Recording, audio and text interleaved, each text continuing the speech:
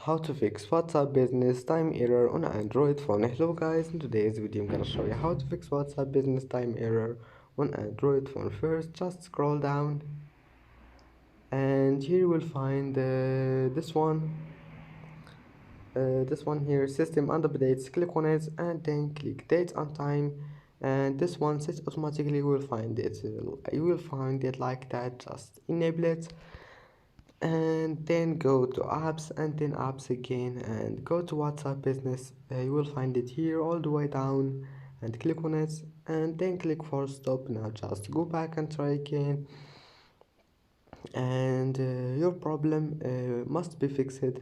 And that's it for today's video. If you like this video, don't forget like and subscribe, and thank you for watching this video until the end, and see you in the next video.